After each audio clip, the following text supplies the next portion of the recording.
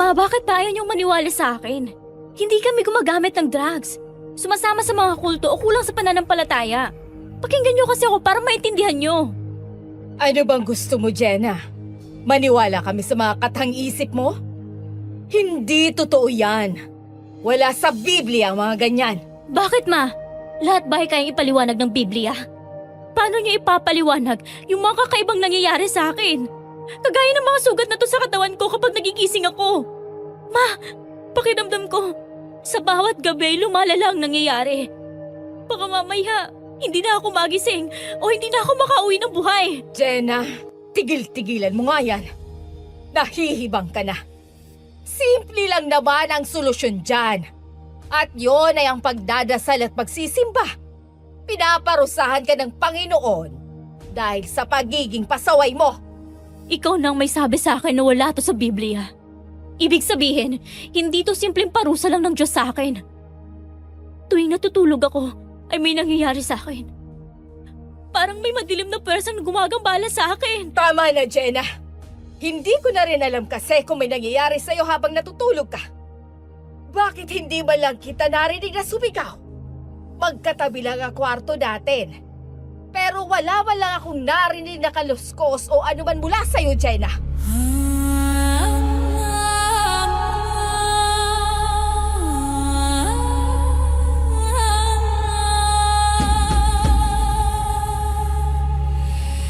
Ang radyo ng mga aswang, ito ang Aswang Radio.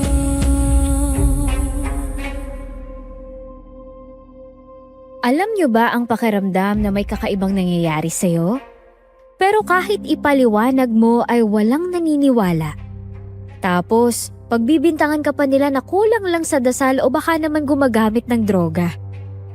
Paano kung dumating ang araw na pati ikaw ay hindi mo na kayang iligtas ang sarili mo, pero ang mga tao sa paligid mo ay nananatiling bulag sa mga nangyayari sa'yo? Kung meron kang sagot ay pakilagay sa comment section at babasahin ko. Kung gusto nyong malaman ang buong istorya, pakinggan nyo ang kwentong ito hanggang dulo. Isang mapagpalang araw po sa inyo, DJ Paula, at sa lahat ng walang sawang sumusuporta at sumusubaybay sa Aswang Radio. Nalaman ko ang tungkol sa inyo dahil sa mga kaibigan ko na mahilig sa aswang story. Nagustuhan ko ang kwento ng inyong mga letter sender na talaga namang nakaka-suspense at kapupulutan ng aral. Na-curious ako kung anong pakiramdam ng magbahagi ng sariling kwento kaya po ako nagpadala ng sulat sa inyo. Marami ang hindi naniwala sa karanasan ko at sabi pa nga ng iba ay baka raw nagkaroon lang ako ng hallucination. Pero alam kong totoo ang lahat ng yon at depende na rin sa inyo kung maniniwala kayo. Itago niyo na lang po ako sa pangalang Jenna. 35 years old at ang kwentong ibabahagi ko ay nangyari 13 taon na ang nakakalipas. Nang mga panahong yon ay nagtatrabaho ako bilang isang call center agent. Dito ko nakilala ang mga katrabaho kong itago na lang natin sa pangalang Kuya Jano at Kylie na naging matalik kong kaibigan. Isang araw ay nag-aya si Kuya Jano na mamiesta sa kamag-anak ng nobyo niya. Bisperas pa lang ay bumiyahe na kami at dito na naganap ang mga nakakagimbal naming karanasan. Bago ko po simulan ang pagkukwento ay nais ko lang po kayong impormahan na binago ko ang totoong pangalan ng mga tao at lugar na sangkot sa pangyayari upang maprotektahan ang kanilang totoong pagkakakilanlan. Sisimulan ko ang kwento sa isang tipikal na eksena sa bahay namin. Lahat ay nagkatipon sa mesa dahil oras ng tanghalian at napapataas na naman ang kilay ko sa pagkukwentuhan ng mga magulang ko tungkol sa achievement ng paborito nilang anak na si Kuya Jim. Alam ko kasi na sa mga oras na yon, ako na naman ang pinakawalang kwentang tao sa kanilang paningin.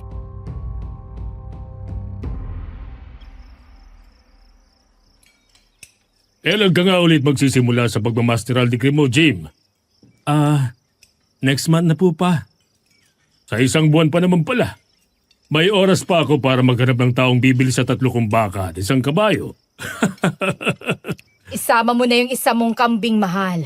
Kasi baka kulang pa mapagbebentahan mo dyan sa laki ng magagastos ng anak mo sa pag-aaral niya. Huwag niyo na pong isipin yung gastos. Paaralin naman daw po ako ng isang mayamang professor. Ang sabi po niya, siya na raw bahala sa mga bayarin. Abay, okay yan ah. Sinong professor ba yun? Kilala ba namin siya? Yung kaibigan po ni Father na hindi natuloy sa seminaryo. Pinakilala ko po siya sa inyo nung nakaraan. Nakalimutan niyo lang yata eh. Oo, tanda ko na. Ayos yan anak. Iba talaga kapag active sa simbahan. Talagang pinagpapala ng Panginoon. Hindi katulad nung isa dyan na wala nang ginawa kundi maglakwatsa o humilatang sa higaan kapag walang trabaho. Ano ba naman kasi, magkabaligtad yung 2 nating anak. Yung isa ay pinagpala sa katalinuhan. Yung isa naman, hindi na lang ako magsasalita. Ay kaya Jenna, dapat tumulad ka sa kuya mo. Kung pinagpatuloy mo ang pag-aaral mo at hindi agad pinasok yan lintik na pagkukulo center na yan, graduate ka na rin ngayon. At baka nagmamasteral ka na rin kagaya niya. Hayaan niyo na po si Jenna, ma, pa. Masaya naman siya sa trabaho niya eh. Hindi lang kasi siya pinalad pagdating sa pag-aaral. Nakita niyo naman po na puro bagsak ang grade niya dati. Tapos, nagtataka pa kayo kung bakit mas pinili na lang niya magtrabaho. Jenna! Huwag kang magdabog sa harap ng hapagkainan. Hindi ka namin tinuruan ng ganyan. Kalapastangan na yan sa mga pagkain sa mesa. Hindi ba kalapastanganan ang pangmamaliit ng kapamilya habang nasa harap ng hapagkainan? Anak, hindi ka naman namin nilalait. Totoo naman yung sinasabi namin. Saka isa pa, para di naman sa'yo yon. Para ma-inspire ka sa mga achievement ng kuya mo. Hindi ba mahal? Oo, tama ang mama mo, Jenna. Pinag-uusapan lang namin yung tungkol sa pagmamasteral ng kuya mo. Nabanggit lang din naman yung tungkol sa'yo kasi napag-iiwanan ka na talaga anak. Hindi lang ng kuya mo pati ng mga batchmate mo. Pwede ka pa namang bumalik sa pag-aaral. Ikaw lang naman yung umaayaw eh. Ayaw niyo naman ako suportahan sa gusto kong kurso. Gusto niyo kasi, yung sa inyo ang nasusunod. Anak, para din naman yun sa'yo. Wala kang mapapala sa kursong gusto mo. Hindi lahat yumayaman sa art. Pero kapag nag-accountancy ka, anak, sigurado ng magandang future mo. Saka anak, gusto din namin na bumalik ka na sa pagsimba. Baka kaya naliligaw ka ng landas kasi hindi ka na tumatapak ng simbahan. Puro ka nilang trabaho at lakwatsa. Hindi ka na nagagabayan ng banal na espiritu. Yan kayo eh. Gusto nyo na kayo palaging nasusunod. Bakit ba hindi na lang kayo maging masaya sa mga naging choice ko sa buhay? Hindi naman kayo maaapektuhan kung mas pinili kong maging call center kaysa pumasok sa simbahan na maraming hipokrito at hipokrita. Ay, nawalan na ako ng ganang kumain. Diyan na kayo! Umalis na ako sa hapagkainang yon at dumiretso sa loob ng kwarto ko. Binuksan ko ang speaker at nagpatugtog ng pangrakistang musika. Naupo lang ako sa gilid ng kama habang dinadama ang pinakikinggan kong kanta. Ilang sandali lang ay tumunog ang cellphone ko at nakita ko sa screen na lumabas ang number ni Kylie. Pinatay ko muna ang speaker saka sinagot ang tawag niya.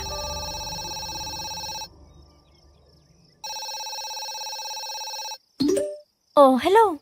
Bes, napatawag ka. Bes, busy ka ba ngayon? Anong pagkakabisihan ko, day off natin, 'di ba? As usual, nandito lang ako sa bahay. Kasama ang pamilya kong napaka-perfect. Perfect! Nag-aaya kasi si Kuya Jano ngayon. Kasi bisperas daw ng piyesta sa kamag-anak ng jowa niya.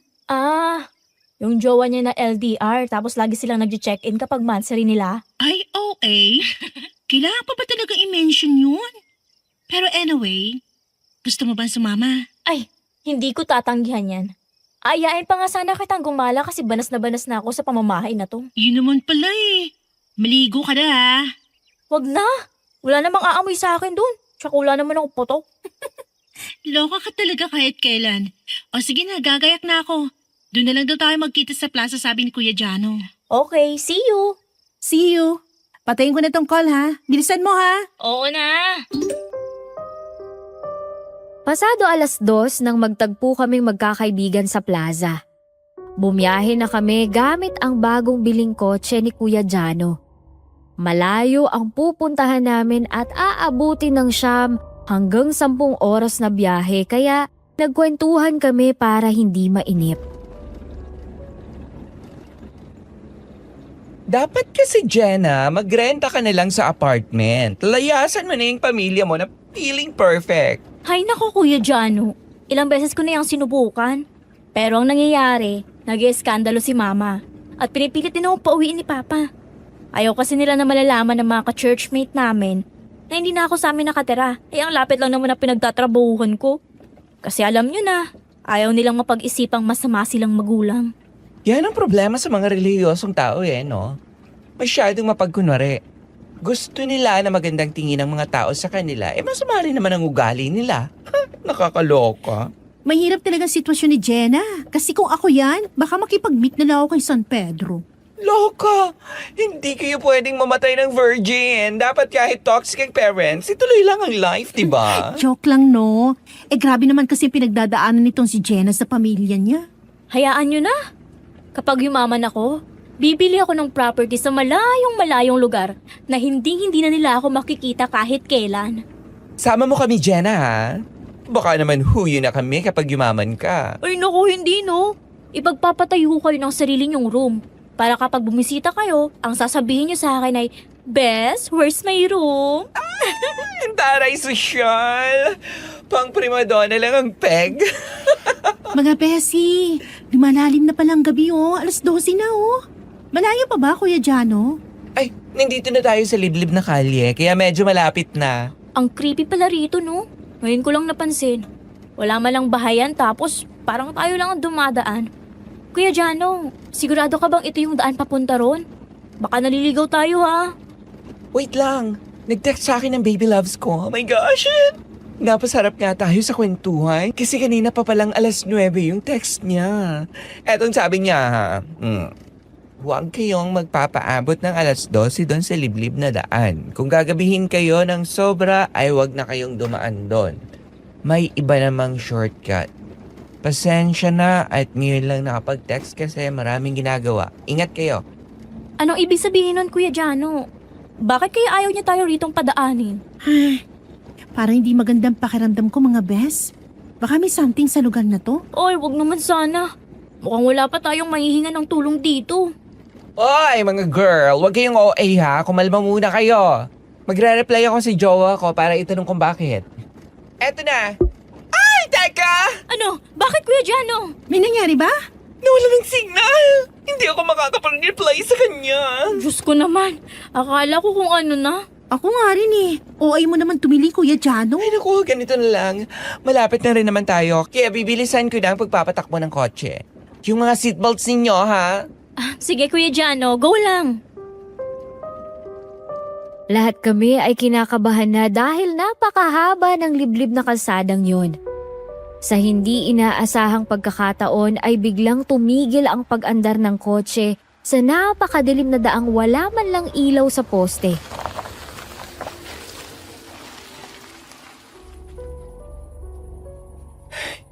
Pag minalas ka talaga. Ano bang nangyari Kuya Jano? Naubusan ba ng gasolina? Uy, hindi no. Naka-full tank to. Baka na-flat ang gulong. Ay, ano ba yan? Dito pa talaga tayo ni stranded para may bigla na lang lalabas na wakwak dito. Girl, wag kang OA ha. Lalabas muna ako at ayusin ang gulong. May dala naman ako mga gamit. Ay nako, bilisan mo Kuya Jano ha, ang creepy dito. Oo na, kumalma ka girl. Diyan muna kayo ha. Go lang, Kuya Jano, go lang. Sa totoo lang, DJ Paula, gusto na talaga naming makaalis sa lugar na yon dahil kakaiba ang itsura ng kalsada. Walang bahay, walang tindahan, walang kahit anong ilaw, puro damuhan at matataas na puno ang makikita sa magkabilang gilid. May mga sirang karatula na hindi na mabasa at may mga lumang gamit na nakakalat sa tabi ng daan. Habang inaayos ni Kuya Jano ang gulong ay napansin naming lahat na may liwanag sa dulo ng kalsada na parang gumagalaw. Maya-maya ay may lumitaw na mahabang hanay ng mga taong nagpoprosesyon na dahang-dahang naglalakad papunta sa direksyon namin. Lahat sila ay nakaitim na damit, may hawak na kandila at walang nagsasalita kahit isa. Habang papalapit sila, napansin naming maitim ang talukap ng mga mata nila. Hindi sila lumilingon at diretso lang ang paglalakad sa gitna ng kalsada. Agad na pumasok si Kuya Jano sa loob ng kotse at nagkatinginan kaming tatlo.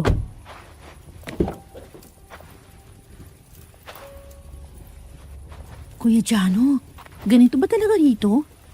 Hindi ko alam pero baka ngayon na nila ginaganap yung pagpaparada ng patron. Parte kasi ng baryo nila ang kalsadang to, kaya baka dumaan lang sila dito. Pero sa pagkakaalam ko, tuwing madaling araw at umaga nagpoprosesyon eh. Hating gabi pa lang naman ngayon ah. Tsaka wala naman silang dalang patron, mga bes. Naglalakad lang sila habang nakapila na parang mawala sa sarili. Hindi ko alam mga bes, wala akong idea. Wala namang sinasabi sa akin ng jowa ko. Kylie, Kuya Jano, parang tumitingin sila sa atin. Tapos, nakakatakot yung paraan ng pagtingin nila. Kuya Jano, okay na ba yung gulong? Umalis na tayo rito, please. Di na maganda pakiramdam ko eh. Oo, eto na. Paaandarin ko na tong kotse. Yung mga seatbelts ninyo ha, kasi bibilisan ko pagpapatakbo. Oo, Kuya Jano, kami nang bahala. Basta umalis na tayo rito. Habang lumalayo kami sa mga taong nagpoprosesyon, ay nakatingin pa rin ako sa kanila. Nang mga sandaling yon ay nagsitaasa ng balahibo ko dahil sinusundan nila kami ng tingin habang nanlilisik ang mga mata. Ilang sandali lang ay tuluyan na kaming nakalayo at hindi na namin matanaw ang mga taong yun. Sabay-sabay kaming napabuntong hininga at napausal ng pasasalamat, pero ilang sandali lang. Biglang lumitaw ang malalaking uwak at sumunod sa amin. Ay, Diyos ko, bakit ganito sa lugar na to? Kanina mga nagpoposisyon, ngayon mga ibo naman. Kuya Jano, malayo pa ba? Medyo malapit ng Kylie, konting minuto na lang. Diyos ko, sinasalubong na tayo ng ibang uwak. Yung seatbelts ninyo mga girl ha, itotodo ko na to. Kuya Jano, Ano? sa harap! May malaking ibon na sasalbok sa kotse! Kuya Jano, mapapagka tayo! Ano?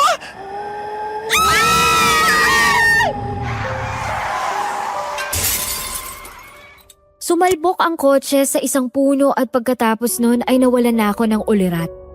Hindi ko na alam ang sunod na nangyari pero habang walang malay ay nagkaroon ako ng isang panaginip. Nagising daw ako sa kotse ni Kuya Jano pero wala akong kasama. Lumabas ako at nakita ko na ang lugar na kinaroroonan ko ay napakadilim at wala akong ibang makita. Ilang sandali lang ay lumitaw ang isang matangkad na lalaking nakasuot ng itim na long sleeve at pantalon. Makapal ang kanyang kilay at maitim ang talukap ng mga mata, kagaya ng mga taong nagpoprosesyon. Dahan-dahan itong lumapit sa akin at ngumiti na parang mapupunit ang bibig. Agad akong napaatras pero muntik na akong matumba kaya sinalo niya ako at hindi pa rin naaalis ang ngiti sa mukha niya.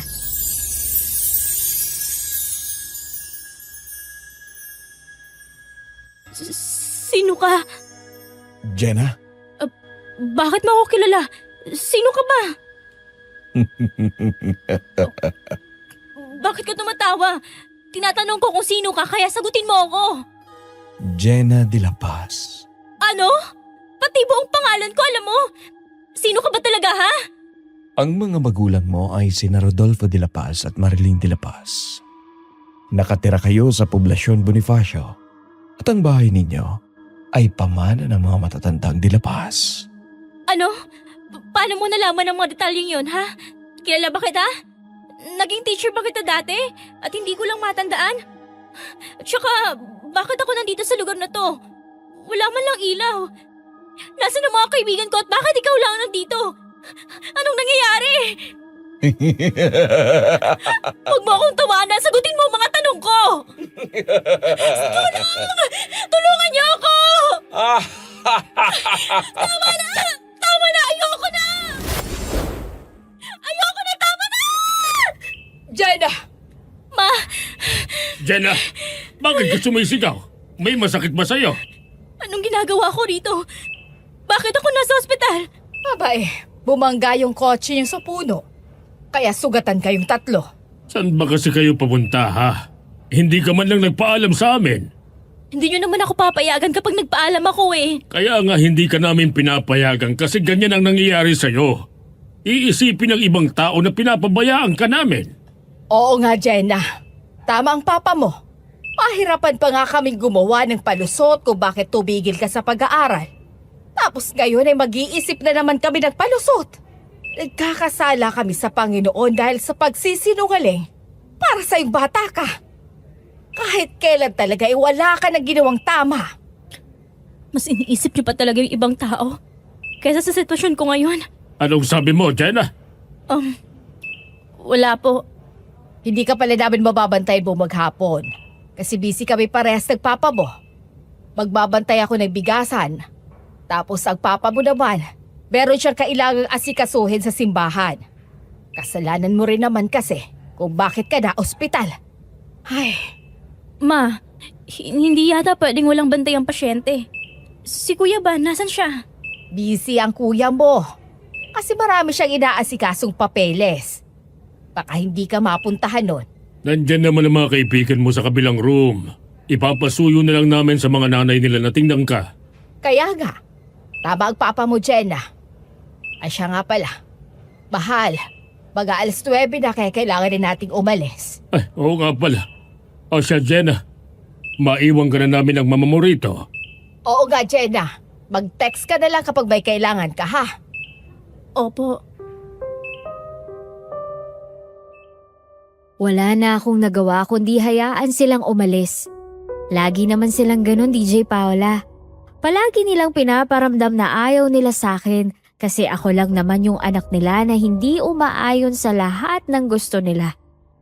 Kapag si kuya ang naoospital ay itinitigal nila ang lahat ng ginagawa nila para lang bantayan siya. Samantalang ako, palagi na lang may paninisi at parang ayaw man lang maglaan ng kahit isang oras para sa akin. Nang maramdaman ko na kaya ko nang tumayo ay pumunta ako sa room ng mga kaibigan ko at meron silang ikwento sa akin.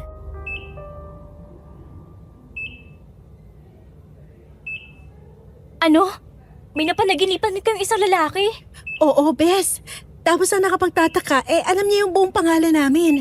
Pati mga magulang namin kung saan kami nakatira. Anong itsura niya? Sa pagkakatanda ko, ay makapalang kilay, matangkad, itim ang kulay ng damit, mula pang itaas hanggang pang ibaba. Oo, yan din yung nakita ko. Ha? Ibig sabihin, pare-parehas natin siyang napanaginipan? Napanaginipan mo rin siya, Jenna? Oo, Kuya Jano. Takot na takot nga ako sa panaginip ko kasi akala ko totoo. Oo, ganyan din yung pakiramdam ko, Jenna. Tapos hinahanap ko kayo nun pero wala naman kayo. Napansin niyo ba, mga bes? Sobrang itim ng talukap ng mata ng lalaki. Parang kamata niya yung mga nakita nating nagpuprosesyon. Hindi kaya isa siya dun? Siguro na trauma lang tayo. Kaya nakapanaginip tayo ng lalaki na kasing aura ng mga tao doon. Bakit iisang lalaki yung napanaginipan natin? Hindi ba nakakapagtaka yun? Kaya nga, Bes.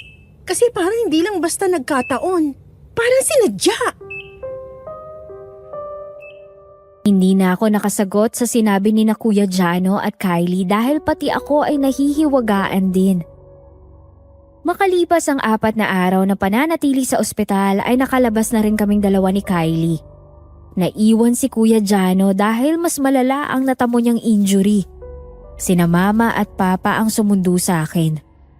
Pagdating sa bahay ay nagdadabog si mama at pinaparamdam na naman ang galit niya sa akin. Ang laki ng nagastos natin sa hospital bills. Tapos wala ka man lang palang ipon dahil kung saan-saan mo ginagastos ang pera mo. Ma, hindi totoong wala akong ipon. Nag-iipon ako para sa pag-aaral ko. At ayaw ko yung gastusin para hindi mabawasan. Ano ba kasing mapapala mo sa lintik na kursong fine arts na yan? Palagi na lang yung gusto mo ang nasusunod. Hindi mo man lang kasi kami sundin ng papa mo. Alam mo namang para din naman sa'yo ang iniisip namin, di ba? Bakit po nagagalit ka na kayo nagbayad ng hospital bills? Kasi para yun sa kuya mo. Hindi muna namin siya pagtatrabahuin para makapagpuko siya sa pagmamasteral. Kaya naglaan kami ng pera para sa allowance niya. Palagi na lang si kuya. Anong sabi mo? Narinig ko yun ha? Totoo naman ma, di ba? Lagi na lang si kuyang iniisip nyo. Anak nyo rin naman ako, di ba? Kasi nagsisikap ang kuya mo sa buhay niya. Kaya ginaganahan din kaming tulungan siya. Eh ikaw, puro kalakwatsa at pasarap sa buhay. Hindi ka man lang nagsisika para sa future mo. Hindi naman yun ganun, ma. Iba lang talagang interest ko kay kuya. At saka, yung lakwasya na sinasabi mo, simpleng panonood lang yun ng mga banda kasi mahilig ako sa music. Kayo lang ang nag-iisip ng masama sa akin. Eh ang pagka-aksidente mo ha, Jenna? Hindi ba kasalanan mo yan kasi hilig mong pumunta sa kung saan-saan kasama yung barkada mo? Alam mo na bang masamang impluensya ang mga yan? Halata naman sa itsura pa lang. May mga tattoo, naka-piercing, at kung makaporma yan si Kylie, parang pok-pok. Hindi naman kita ganyan pinalaki tapos ganyan ang mga kaibigan mo. Ma, hindi naman ginustong maaksidente kami. At saka isa pa, hindi masamang impluensya sina Kylie at Kuya Jano. Kayo lang nag-iisip niyan. Ay, ewan. Ewan ko sa'yo, Jedda. Sasagot ka pa talaga. Ay, teka. May tao. O, dyan ka lang ha. Agad na lumapit si Mama sa pinto at ako naman ay naiwang nakaupo sa sofa. Pagbalik ni Mama ay kasama na niya si Aling Marinel. Kaibigan ni Mama na isa sa may posisyon sa simbahan. May mga dala siyang prutas at nang makita niya ako ay nag-aalala siyang tumingin sa akin.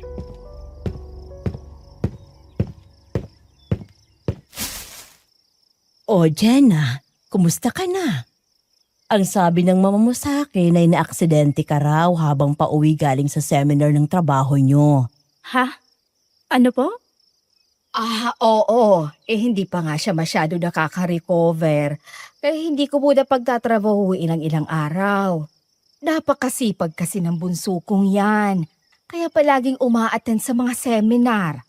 Mukhang malapit na kasi siyang mapromote sa trabaho. Nakakatuwa talaga ang mga anak ni Dodong, Lin. Yung isa ay nagmamasteral na tapos ito namang si Jenna ay mapupromote na pala sa trabaho. Oo naman. Kaya nga suportado ko sila parehas. Eto kasing si Lynn ay gusto niya mag-aral sa ibang bansa. Kaya mas pinili muna niya magtrabaho para makapag-ipon. Ay, oo. Palagi mong nababanggit sa amin na ang anak mong yan ay napaka-independent. Kaya gusto niyang magkaroon ng sariling pera para hindi siya umaasa sa inyo. Talagang nakakahanga kayong mga magulang nila. Pinagpala lang talaga kami ng Panginoon sa mga anak namin. Kaya kapag nagbimensahe ako sa simbahan natin, ay palagi kong sinasabi na kapag ang isang magulang ay palaging nagdadasal at sumasamba sa Panginoon, siguradong palalakihin din nilang mabuting tao ang kanilang mga anak. Tama ka dyan, Lynn. Kaya nga kayong dalawa ni Dodong ang role model ng mga magulang sa simbahan natin.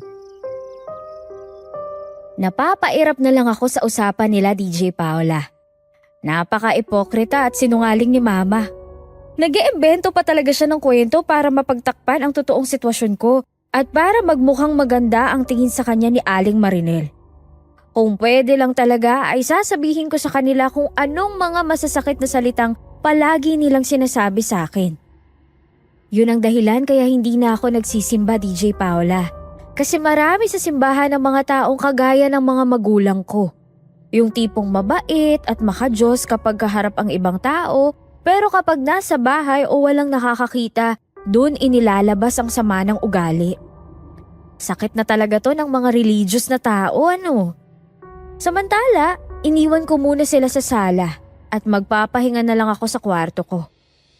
Ilang minuto pagkahiga ko ay nakatulog agad ako at sa pagkakataong yun ay nagkaroon na naman ako ng hindi magandang panaginip.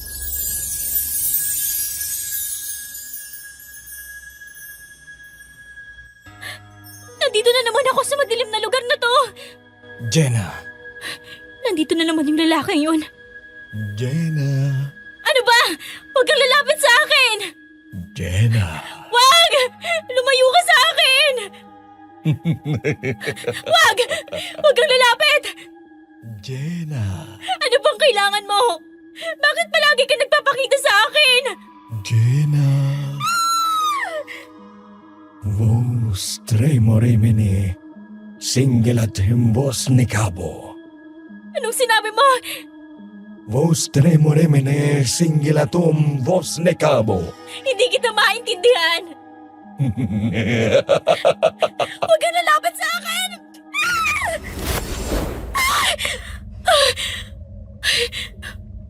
Panaginip lang pala. Ano yon? Anong ibig sabihin ng sinasabi niya? Naging palaisipan sa akin ang sinabi ng lalaki na tila nasa ibang lengguwahe. Hanggang sa nakausap ko sina Kylie at Kuya Jano at nalaman ko na pare-parehas na naman ang naging panaginip namin. Isang araw ay bigla na lang naging tahimikin si Kylie at palagi na lang uma-absent sa trabaho. Hindi naman ito nagsasabi ng problema sa amin kaya labis namin yung ipinagtaka. Sa tingin mo, Jenna, ano kaya yung problema ni Kylie? Hindi ko rin alam eh. Kasi wala naman siya sinasabi sa akin. Sa totoo lang, itinadad ko na ng message yung account niya pero walang reply kahit isa. Sa akin nga rin eh. Hindi rin siya nagre-reply. Nag-aalala na talaga ako, Jenna. Hindi kaya may family problem siya? O baka niloloko na naman siya ng boyfriend niya? Oo, iniisip ko nga rin yan. Teka, Kuya Jano, nag-text ang nanay ni Kylie. Ano sabi? Kuya Jano! Ano? Bakit? Ano sabi ng nanay niya sa'yo? Wala na raw si Kylie. Nakita raw na nakabigti sa kwarto niya. Ano? Anong ibig sabihin nito? May depression si Kylie at hindi natin alam? Parang nang imposible kasi. Napakamasayahin niyang tao eh. Hindi ko rin alam, Kuya Jano. Hindi talaga namin maisip ni Kuya Jano kung bakit humantong sa ganong sitwasyon si Kylie. Pero ang nakapagtataka, sinabi ng magulang ni Kylie na napakataas daw ng pinagsabitan ng lubid at sa height ng kaibigan ko ay hindi niya makakayang abutin yun. Kaya napapaisip din kami kung paano nangyari yun.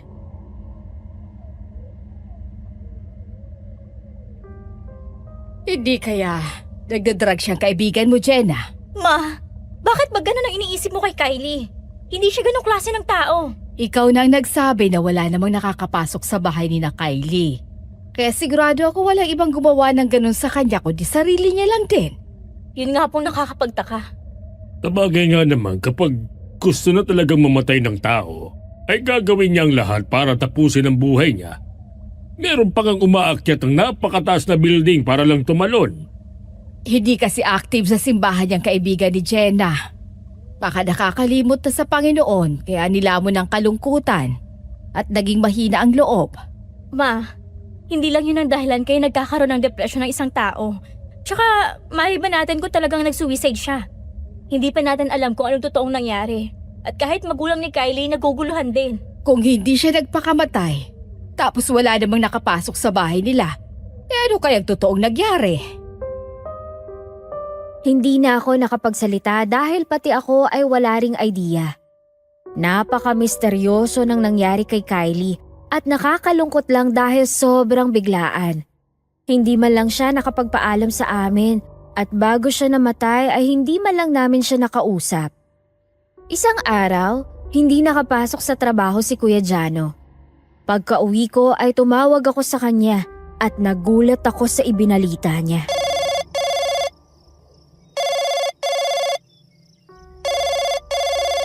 Ano? Magre-resign ka na sa trabaho? Bakit? Hindi ko na kasi maintindihan. Mukhang kailangan ko nang magpahinga muna. Ano ba nangyayari sa'yo, Kuya Jano? Sabihin mo sa akin. Madalas ako mawala sa sarili tapos lagi kong napapanaginipan yung lalaki na yun. Tapos may nangyayari sa akin kakaiba na di ko alam kung paano nangyari. Ano ba yun, Kuya Jano? Basta madami. Hindi ko rin kasi alam kung paano iisa-isahin. Parang pakiramdam ko, anytime ay masisiraan na ako ng ulo. Hindi rin naman ako pinaniniwalaan ng mga magulang ko. Nasaan ka? Pupuntahan kita. Wag na, Jenna. Papunta kami nitong jowa ko sa bar. Doon na lang muna ako magpapalipas ng gabi kasi di ko kaya matulog. Pasensya na, Jenna. Andiyan na pala siya. Paalis na kami. Ingat ka. Sige, Jenna. Salamat. Patayin ko na ang call natin, ha? Sige. Hindi ko maiwasang kabahan ng mga sandaling yon, DJ Paula. Dahil parang nauulit sa kanya ang nangyari kay Kylie. Ilang araw pa ang lumipas at meron akong natanggap na masamang balita mula sa tatay ni Kuya Jano. Dinala na raw ito sa mental hospital dahil nawala na sa katinuan. Sinabi ko sa mga magulang ko ang nangyari sa kanya, pero gaya lang ng dati ay narinig ko lang yung mga palagi nilang sinasabi na kulang sa dasal, simba o nagda-drugs. Isang umaga ay maaga akong binulabog ni Mama sa aking kwarto. Nagpaingay siya gamit ang mga kaldero para lang magising ako.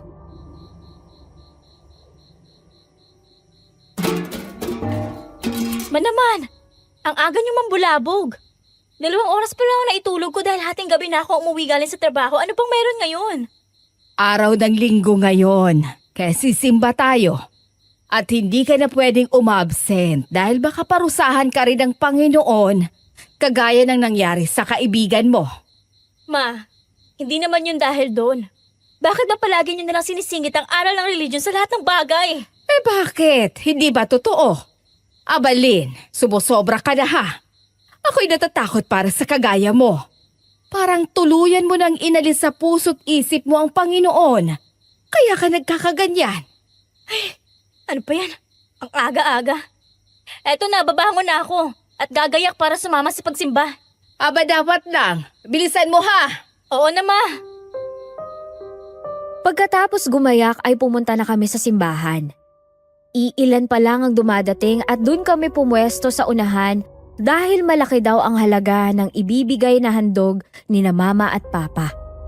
Kagaya ng madalas sa tagpo, kapag wala pa si Father, nagchichismisan ang mga tao kagaya na lang ni na Mama at Aling Marinel.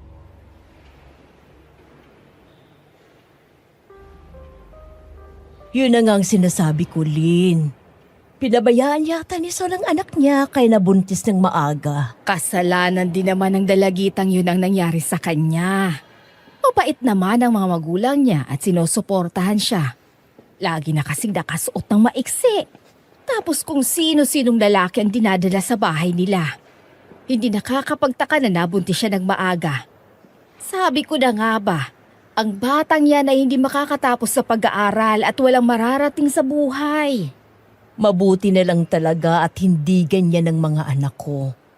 Kahit anong mangyari ay hindi ko tinitigilan ng pangaral.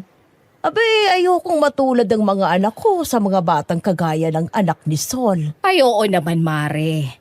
Kahit ako ay hindi rin matutuwa kapag nagkaganoon ang mga anak ko. Hindi na kasi nagsisimba si Sol kaya minamalas sa mga anak. Kaya nga Ang utak talaga ng mga feeling perfect na to. Hindi yata nila alam na kaya nabuntis ang maagang anak ni Aling Sol dahil kulang sa atensyon ng magulang. Isa rin kasi siya sa entremetidang ina na masyadong pinipressure ang mga anak. Ay, parehas lang naman sila ni Mama na ang tingin sa mga anak ay living trophy na dapat gawin ay ganto, ganyan para may pagmalaki sa ibang tao. Jane, nandito ka pala. Isa pa tong si Kuya, oh. Labas tayo mamaya after ng simba natin ha. Ang ganda mo ngayon. May girlfriend na si Kuya tapos kung kani-kanino pa lumalandi. Dito pa sa harap ng simbahan. Ay, ano ba mga tao to? Nakakairita talaga, DJ Paula. Parang ayoko nang tapusin ang misang yon dahil sa kanila. Umiinit na kasi ang dugo ko sa ugali ng pamilya ko, pero pinigilan ko pa rin ang sarili ko. Pagkatapos ng misa ay nagpa-prayer meeting ang pamilya ko sa bahay namin para daw ipagdasal ako. Pero dahil alam ko ang mga totoo nilang ugali, ay wala ni isa mang nakahikayat sa akin para maging active muli sa pagsimba. Kahit sino naman siguro ay mawawala ng gana kapag alam mong puro hipokrito ang mga kasama mo, di ba? Mga taong mapagkunwari at feeling perfect pero palagi na lang pinupuna ang kahinaan ng iba. Pagkaalis ng mga tao sa bahay ay kinausap ako ni Mama. Ano, Jenna? Natauhan ka na ba? Agaganda ng mga sinabi nila sa'yo. Binasahan ka pa nila ng mga talata sa Biblia. Ang gaganda nga ng mga sinabi nila sa akin, pero ang papangit naman ng ugali. Anong sabi mo? Wala ma. Pwede ba ibigay niyo na lang sa akin ang araw ng linggo? Gusto kong matulog at magpahinga kapag gantong araw. Sa day off ko sa trabaho. Bukas may pasok na naman. Tapos di pa ako nakakapagpahinga ng maayos. Mas pipiliin mo ang magpahinga sa bahay kaysa pumunta sa bahay ng Panginoon. Ma, sa langit ang bahay ng Panginoon, hindi sa simbahan. At kahit saan ako nandun, ay alam ko nakikita niya ako at kinagabayan niya ako sa araw-araw. Maiintindahan niya yon kung mas gugustuhin kong matulog maghapon kaysa gumayak at pumunta sa simbahan na mas makakadagdag pa sa pagod ko. Ang sabihin mo, tinatamad ka lang sumimba.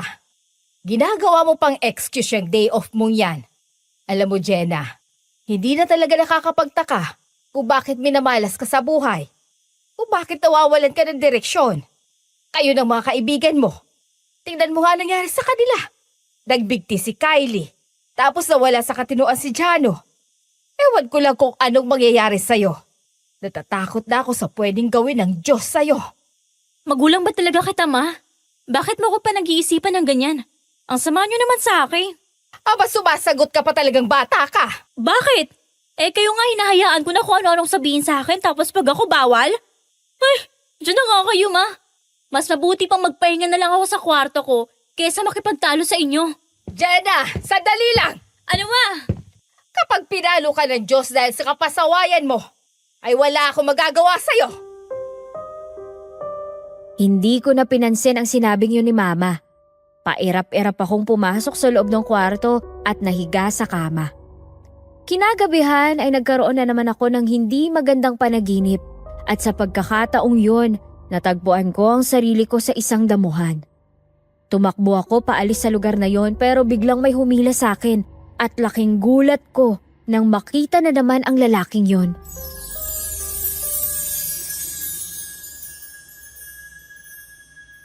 Huwag kang lalapit sa akin! Jenna, Huwag! Huwag kang lalapit! huwag ka nang lumayo kasi wala ka nang kawala sa akin. Huwag! Bitawan mo ako! Hindi ka na makakatakas. Nasasaktan ako! Tama na! Bakit mo ba ginagawa sa akin to? Ikaw na ang isusunod ko, Jenna. Anong ibig mong sabihin? Ikaw na ang isusunod ko!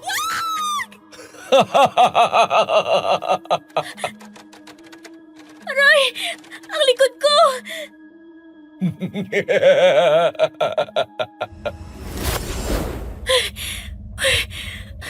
Panaginip lang pala.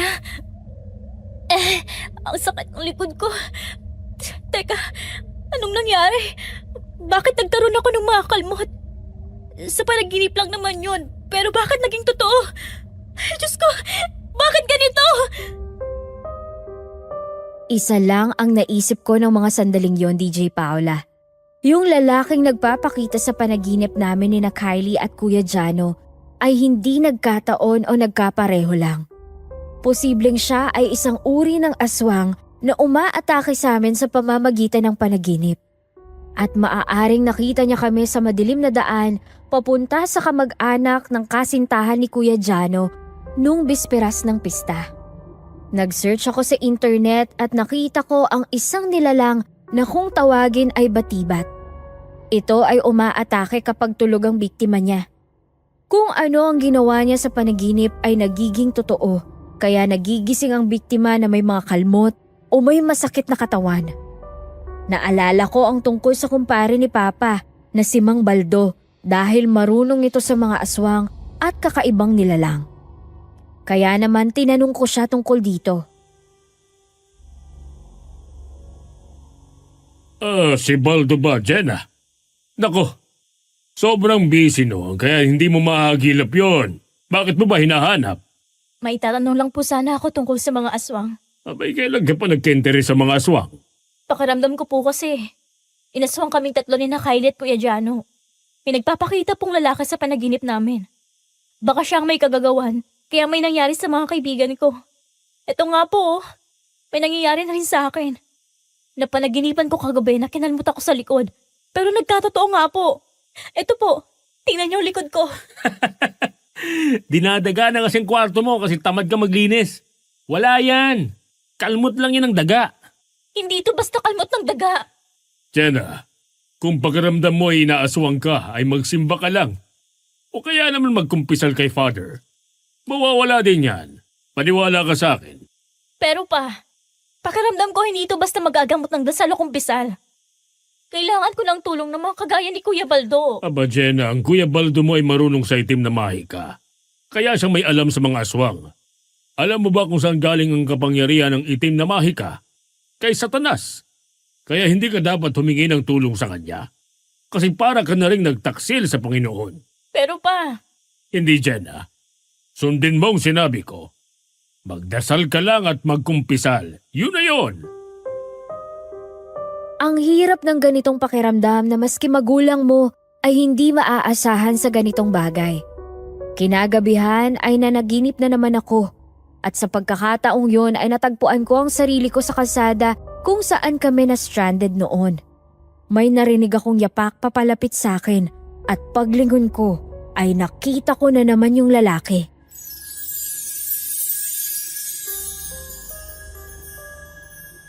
ikaw na naman. Bakit ba hindi mo ako tinitigilan? Hindi ako titigil hanggat hindi ka nauubos. Anong gagawin mo sa akin? Bakit mo ako hinahawakan? Tama na! Tigilan mo na ako, parang awa mo na! Bakit ko gagawin yon? Hawak na kita sa lieg. Ang leeg ko! Uubusin kita ng paunti-unti. Kagaya ng ginawa ko sa mga kaibigan mo. Ang kamay ko! Aray! Tama na! Tama na!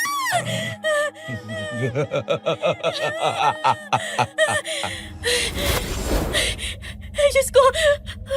Bakit hindi ako titigilan ng lalaki yun sa panaginip? Teka, bakit parang basa? Bakit may dugo ang kama? May regla ba ako? Teka, ang sakit ng kamay ko. Anong nangyari? Ganun na lang ang pagkagulat ko, DJ Paula, nang makita ko ang kamay ko na may malaking sugat at halos humihiwalay na ang buto sa laman. Agad akong kumuha ng tela at binendahan ito. Kinabukasan ay palihim akong pumunta sa ospital para ipagamot ito sa doktor. Hindi na ako nagsabi sa pamilya ko dahil baka kung ano-ano na naman ang sabihin nila. Simula nun ay natakot na akong matulog. Ginawa ko lahat ng paraan para hindi ako antukin. Jenna, bakit ang takaw mo ngayon sa kape ha? Parang 4 na beses ka nagkakape sa isang araw. Tapos hindi ka natutulog. Ayoko matulog, ma. Aba, hindi pwede yon. Maaga kang mamamatay na bata ka. Magdasal ka na lang kasi. Para hindi ka nadalawin ng aswang na yon. Nagdadasal naman ako bago matulog, ma. Pero hindi gumagana. Magpapadasal ako mamaya dito sa bahay. Gusto mo? Huwag na po. Bahala kang bata ka. Tinutulungan ka na nga ayaw mo naman. Si Kuya Baldo po. Alam kong siyang makakatulong sa akin.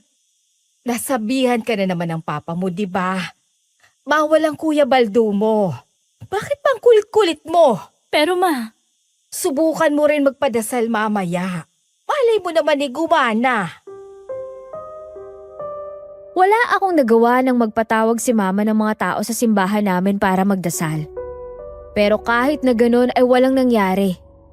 Napanaginipan ko pa rin yung lalaki at sa panaginip ko ay natagpuan ko ang sarili ko na binabaon daw ng lalaking yun sa hukay. Nagising ako na masikip ang dibdib at hirap sa paghinga. Ilang araw ko na namang pinigil ang antok ko para lang hindi makatulog.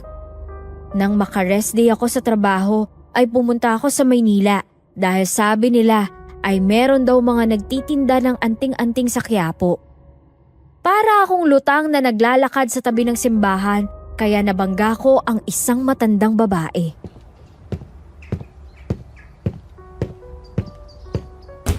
Ano ka ba naman, Iha? Bakit parang di ka tumitingin sa dinadaanan mo? pasensya na po. Hindi ko po sinasadya. Okay ka lang ba? Bakit ang itim ng talungkap ng mga mata mo? Ilang araw na po kasi ako hindi natutulog. Abay, bakit hindi ka natutulog? Natatakot po kasi ako sa panaginip ko. Aba, inaaswang ka yata. Paano niyo po nalaman?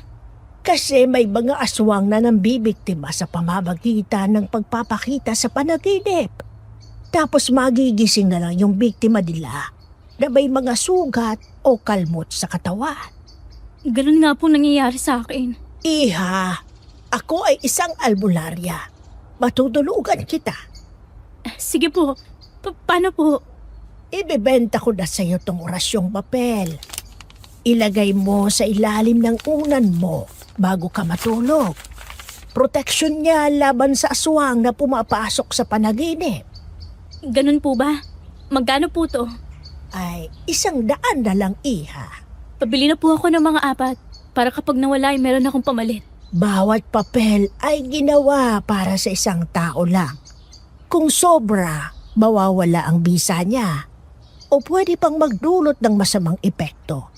At hindi rin lahat ay nakakatagpo ng pagkakataon na makuha ito. Minsan, natatamaan lang sa tamang oras at pagkakataon. Sige po. Kukuha na po ako ng isa. Iha, ingatan mo itong mabuti ha. Huwag mong iwawala. Opo. Sinunod ko ang sinabi ng matanda at umepekto naman sa akin dahil hindi na ako nanaginip ng masama. Simula nun ay nakakatulog na ako ng maayos at hindi ko na rin kailangang uminom ng maraming kape para lang pigilan ang antok ko. Kaya lang, isang araw, Nasaan na kaya yung orasyong papel ko? Bakit nawala yun dito? Teka, parang naglinis si mama ng kwarto ko. Hindi kaya naitapon niya. Ma! Ano yon, Jeda? Nakakagulat ka naman. Tinapon na ba yung papel na nakalagay sa ilalim ng unan ko? Yung may mga orasyon. Oo, tinapon ko na yon, Jenna. Bakit, Ma? Anak, alam mo ba bawal sa simbahan natin ang mga ganon? Hindi yun galing sa Diyos. At delikado yun kasi pwedeng mag-anyaya ng masamang espiritu. Itinapon ko na para ligtas ka at malinis ang ating pananampalataya. Pero Ma, paano ako makakatulog? Sigurading guguluhin na naman ako ng aswang na yon. Huwag kang matigas ang ulo. Jenna, palagi na namang katigasan ng ulo mo ang papairalin mo. Magmabuti pa, pupunta ka bukas sa simbahan at magkumpisal kay Father. Hilingin mo rin na alisin sa katawan mo ang mga masasamang espiritu na gumagambala sa'yo. Pero Ma, ginawa na natin yon. Pero hindi naman gumana sa akin. Basta sundin mo ang sinasabi ko, Jenna, huwag ka nang pasaway. Opo, Ma. Oo na. dahil wala na akong pamproteksyon ay bumalik na naman ako sa pagpipigil ng antok. Pero dahil pagod ako sa pagtatrabaho ay nakatulog ako at nang gabing yon ay hindi naman masama ang naging panaginip ko. Nakaupo lang ako sa sala habang may paulit-ulit na kumakatok sa pinto. Narinig ko ring nag-uusap ang mga magulang ko at may kasama silang isa pang lalaki.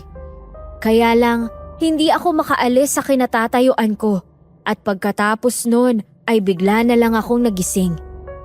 Hindi na nagpakita yung lalaki kaya inisip ko na bumalik na sa normal ang lahat. Kinabukasan, naabutan ko ang nanay ko na maagang nagluluto ng pansit.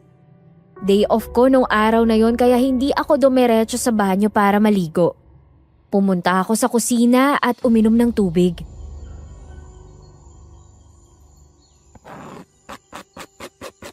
Oh, mabuti naman at gising ka na, Jenna. Tulungan mo ako maghiwa ng mga gulay na ilalahok sa pansit. Parang ang aga mo namang magluto ng pansit, Ma. Anong meron ngayon? Darating ang Kuya Baldumo, dito raw muna makikituloy. Sinusundo na nga ng papa mo sa terminal ngayon. Bakit daw po? Malapit kasi dito ang trabaho niya eh. Wala pang budget sa pang-upa. 1 buwan lang naman siya dito sa atin. Mabuti naman. Ay, sa wakas, makakausap ko na si Kuya Baldo tungkol sa aswang na yon. Anong sabi mo? Wala, Ma. nandiyan na yata sila. O pagbuksan mo ng pinto. Opo. Pagkabukas ko ng pinto ay bumungad sa akin si Papa kasama si Kuya Baldo. May napansin akong kakaiba sa kanya. Parang walang ekspresyon ang kanyang mga mata at maitim ang paligid nito. Agad naman akong nagmano sa kanya at may kakaiba sa paraan ng pagtingin niya sa akin. Pinapasok na siya ni Papa sa loob at napansin ko na hindi naaalis ang tingin niya sa akin. Dalaga na pala si Jenna. Ay, oo. Dalaga na yung tinanggihan mong maging inaanak kasi sabi mo noon wala kang pera. Oo eh. Ay, siya nga pala, pare. Tawagan ko lang yung inaanak mong si Jim. Oh, sige pare. Jim! Ang ninong mo nandito na! Sige pa, punta na ako dyan. Ibang level na yung inaanak mo. Magmamasteral degree na yan kaya sa isang buwan ay hindi na siya dito titira. Ninong! Oh yan, nandiyan na pala siya. Ninong, mano po? Oh, binata ka na rin pala. Opo naman, binata na talaga ako nang maabutan mo ngayon. Kasi ang tagal mo rin hindi napakita sa amin eh. Tama nga naman ang inaanak mo. Ang tagal mong hindi nagpakita. Pasensya na kayo. Kasi marami lang talagang pinagkakabalahan. Isang buwan nyo naman ako makakasama ngayon dito. Oo naman. Mabuti at tinadhana na dito ka magtrabaho para naman makita ka namin. O, luto na ang pansit. Baldo, kumain ka muna. Nagluto ako ng pansit kasi alam kong paborito mo yon. Sige. Salamat, Lynn. Jenna, dalhin mo na yung tinimpla mong kape kay Kuya Baldo mo. Opo, Ma. Kuya Baldo, ito pong kape mo. Salamat, Jenna. Kuya Baldo, Kumusta ka, Jenna? okay lang po ako. Kuya Baldo, excuse me po. Yung kamay niyo po, pakitanggal na lang sa braso. Ay, oo nga pala. Sorry. Baldo, sumando ka na ng pansit. Sige, Lynn. Salamat. Sa pagkakataong yun ay hindi ko na maiwasan ang hindi mahiwagaan sa paraan ng pagtrato ni Kuya Baldo sa akin. Dati naman ay hindi siya ganun. Gusto ko pa sana magtanong sa kanya tungkol sa mga aswang pero wag na lang. Mas lalo pa akong nagduda sa kanya dahil habang naguhugas ako ng pinggan ay pumwesto siya sa harap ko at mataman akong tinitigan. Dahil hindi na ako komportable ay naisipan ko nang magtanong sa kanya.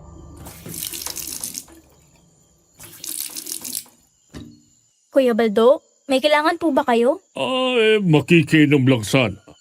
Nandito lang naman po ang water jug sa kabaso. Kumuha na lang po kayo. Sige, sige. Kuya Baldo, okay ka lang? Oo naman, okay lang naman ako. Bakit mo naman naitanong, Jenna? Ang itim kasi ng paligid ng mga mata mo, Kuya Baldo. Napupuyat ka ba? Hindi naman. Sige na, Jenna. Lalabas na ako sa kusina. Sige, Kuya. Nagkibit balikat na lang ako pero di ko yun binaliwala. Naging alerto ako kapag katabi, kaharap o kasama siya sa kahit saang sulok ng bahay. Kinagabihan nga ay nagdasal muna ako at nagbasa ng Bible dahil merong hindi maganda sa kutob ko. Bandang 12:00 ay nagising ako dahil sa mga yapak sa labas ng kwarto ko. Napabangon ako sa pagkakahiga at kinuha ang rosaryo sa kama ko.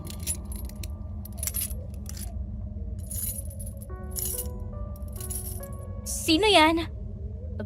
Ma? Kuya Jim? Pa? Kayo ba yan? Sino ba kasi yan? Bakit ba gabing-gabi na ang iingay? Jenna! Kuya Baldo? Jenna, pagbuksan mo ko. Bakit po, Kuya? Basta pagbuksan mo ko. Ano bang kailangan niyo, Kuya? Importante to, Jenna. Basta pagbuksan mo ko. Eto na, Kuya. Teka lang. Jenna! Kuya?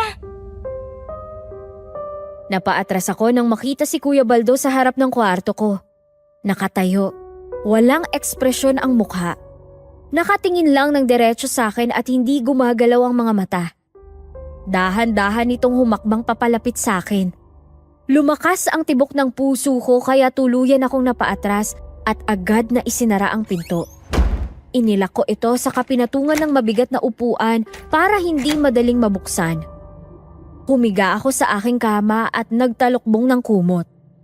Ilang sandali pa ay narinig ko na naman ang malakas na pagkatok.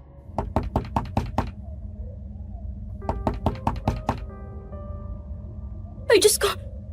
Bakit ganun si Kuya Baldo? Jenna, pagbuksan mo ako! Jenna! Matutulog na ako, Kuya! Jenna, please! Pagbuksan mo ako, Jenna! Ay, Diyos ko po!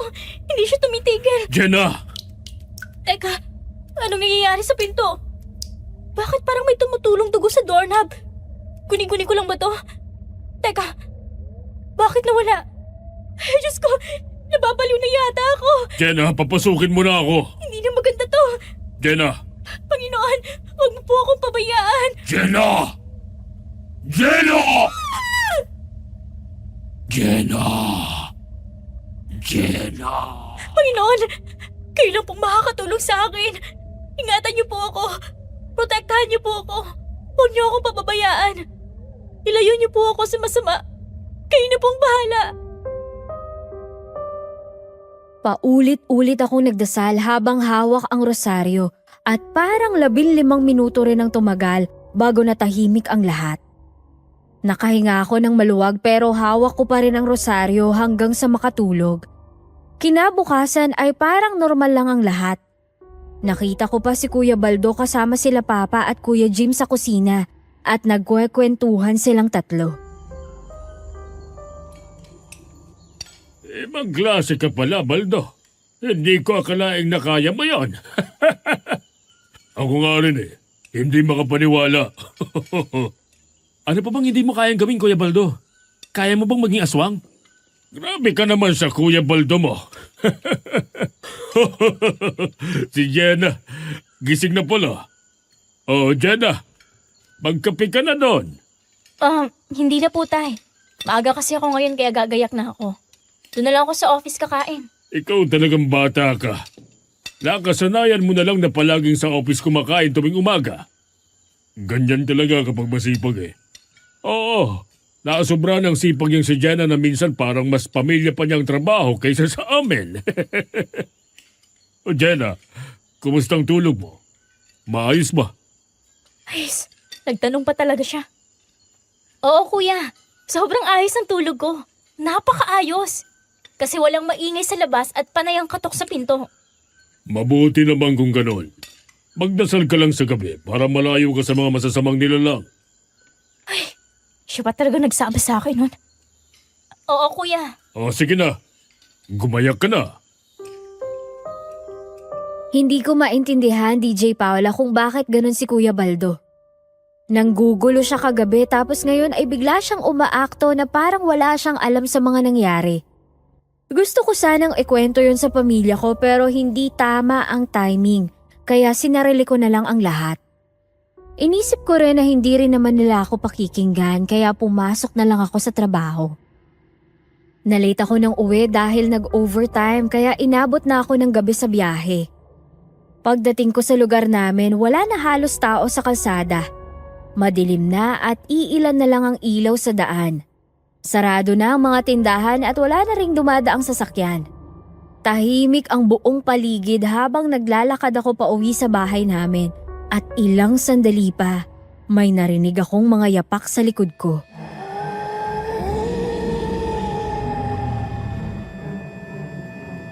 Diyos ko, ano yun? Hindi kaya... Minsan ko na nga paglalakad. Bakit kasi hindi ko makontak si Kuya Jim at Papa para masundo ako? Jenna, Ay, Diyos ko, nandyan na naman siya. Jenna, Konting hakbang na lang, Jenna. At makakauwi ka na rin. Jenna, Kuya Baldo! Jenna. Bakit wala kang kasama sa paglalakad? Kung hindi ka masusundo ng Kuya Jim at Papa mo, pwede ka rin magpasundo sa akin. Kuya Baldo, bakit ganyan ang itsura ng mata mo? Normal lang naman Hindi!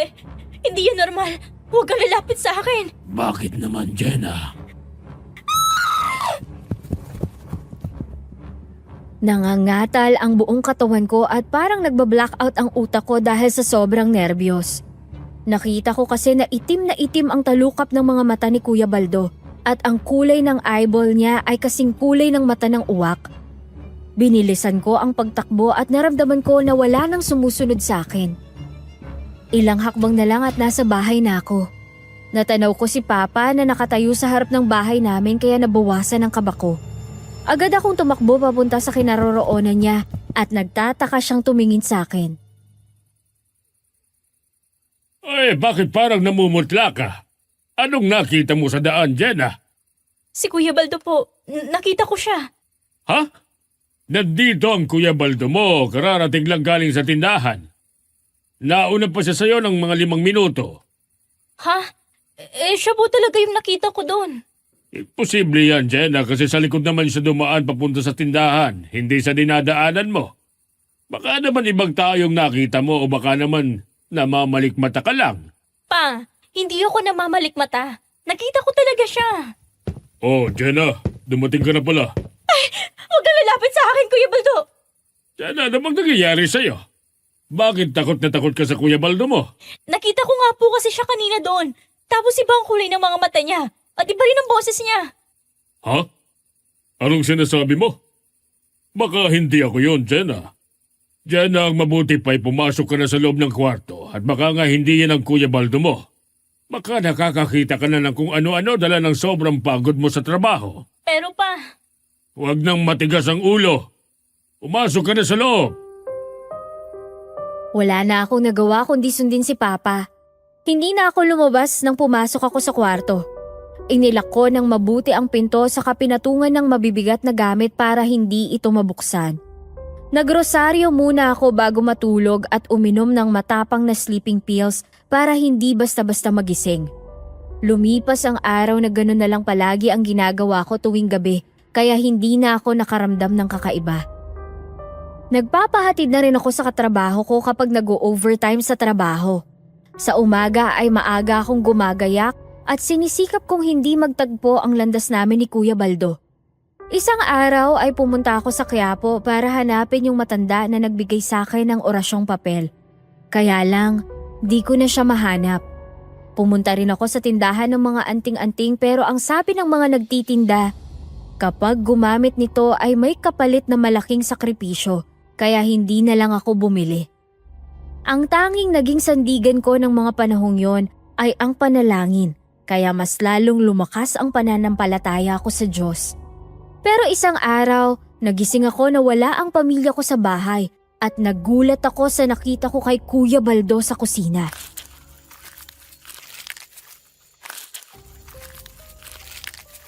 tama ba itong nakikita ko? Kinakain ni Kuya Baldo ang hilaw at sariwang karne ng baboy. Ay, Diyos ko. Oh, Jenna, gising ka na pala. Nasa palengke ang mama mo tapos ang Kuya Jim mo naman ay maagang umalis kasi may inaasikasong dokumento. Pabalik na rin ang papa mo galing sa tindahan kasi may binili lang. Kuya Baldo, bakit mo kinakain yung hilaw na karne ng baboy? Ha? Ay, mukhang nagkamali ka yata ng nakita. Hindi ko to kinakain. Hinuhugasan ko lang to. Pero nakita kong sinusubo mo yan. Hindi ako nagkakamali. Jenna! Pa, Oy, gising ka na pala. Kape ka na dyan. Tayong 3 lang ng Kuya Baldo mong naiwan sa bahay. Baldo, ito pala yung dahon ng laurel na ilalahok mo sa adobo. Sige pare, salamat. Oh, Jenna, ba't nakatayo ka pa dyan? Magkape ka na. si Kuya Baldo po. Ano na namang problema mo sa Kuya Baldo mo? Ang batang ito talaga. Pumunta ka na doon. Opo. Hindi na talaga ako makatiis, DJ Paula, sa mga nakikita at nararamdaman ko kay Kuya Baldo. Kaya isang araw, nang saktong wala siya sa bahay, ay sinamantala ko ang pagkakataong yon para sabihin sa pamilya ko ang natuklasan ko. Pero sa halip na maniwala ay iba ang kanilang sinabi sa akin. Jenna, hindi maganda yung ganyan na pinag-iisipan mo ng masama ang kapwa mo. Ay, sus Mariosep, naririnig mo ba ang sarili mo, ha? Magagalit sa'yo ang Diyos. Ma, hindi ko naman sasabihin to kung hindi ko natuklasan yung ganito. Bakit naman ako mag-iimbento ng kwento, diba? Totoo ang sinasabi ko tungkol kay Kuya Baldo. Hindi to gawa-gawa lang. Jenna, tama na yan. Sumusobra ka na. Gusto lang naman ng Kuya Baldo mo na makitira dito ng 1 buwan dahil wala pa nga siyang pera para magrenta ng bahay dito sa lugar natin.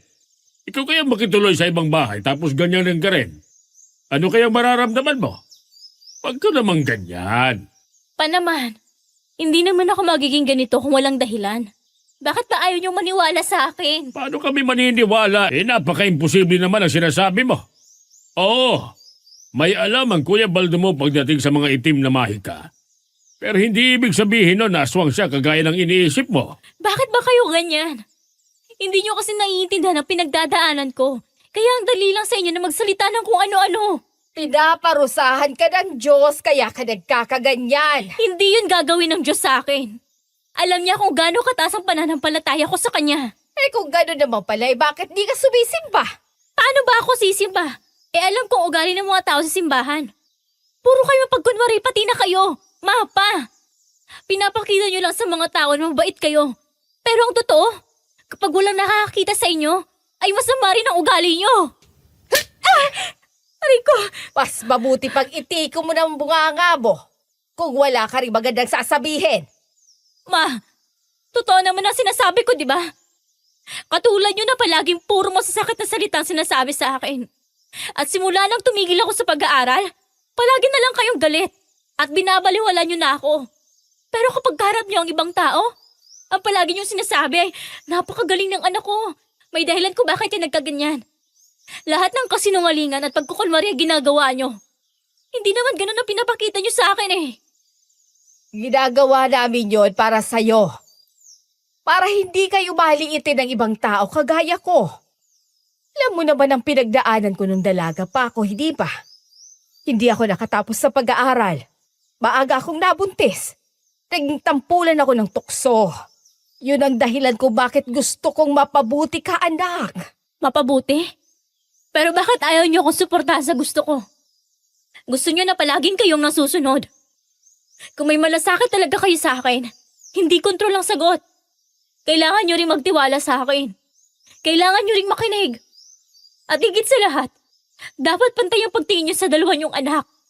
Na kahit magkamali ang isa, ay hindi niyo ikakahiya. At sa halip ay susuportahan para makabangon. Pero hindi kayo ganyan. Kasi mabait lang kayo sa amin kapag pabor sa inyo ang ginagawa namin. Hindi na nakasagot sina mama at papa sa sinabi kong yun.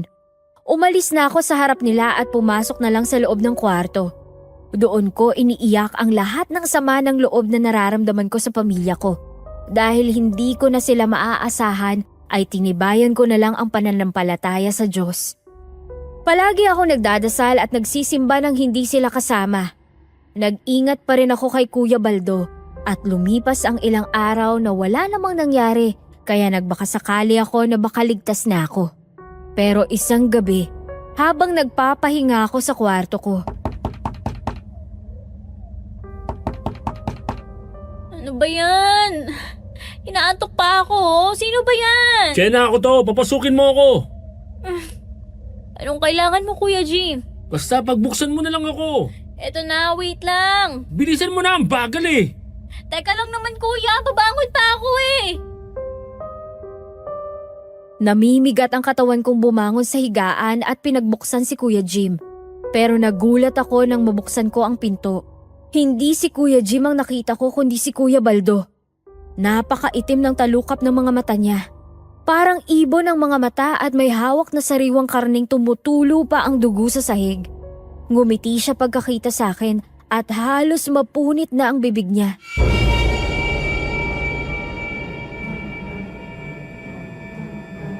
Kuya Baldo, Papasukin mo ko sa loob ng kwarto mo, Jenna.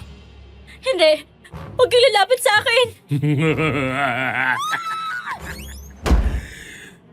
Jenna! Pagbuksan mo ko, ano ba? Ay, Diyos ko, hindi na maganda to. Panginoon ko, huwag niyo po ako pababayaan. Hindi siya pwede makapasok dito. Kailangan ko ulit patungan ng mabigat na bagay ang pinto. Ito, Jenna! Papasukin mo ko, ano ba? yung rosaryo ko. Kailangan ko magrosaryo. Jenna, ano ba? Ama namin, sumasalangit ka. Sambahin ang pangalan mo. Dumating nawa ang kaharian mo. Gawin ang loob mo. Dito sa lupa para nasa langit. Ang Panginoong Maria, napupuno ka ng grasya. Ang Panginoong Diyos ay sumasa iyo. Panginoon, protektahan niyo po ako. Huwag niyo akong pabayaan. Inilakas ko pa ang pagdadasal ko. Nanginginig ang katawan ko habang hawak ang rosaryo. Ilang sandali pa ay natahimik na ang paligid. Napausal ako ng pasasalamat at humiga na dahil iniisip ko na ligtas na ako. Pero maya-maya, bigla na lang lumagabog ng malakas ang bintana at laking gulat ko nang makita doon si Kuya Baldo na sinisira ito at nagpupumilit na pumasok.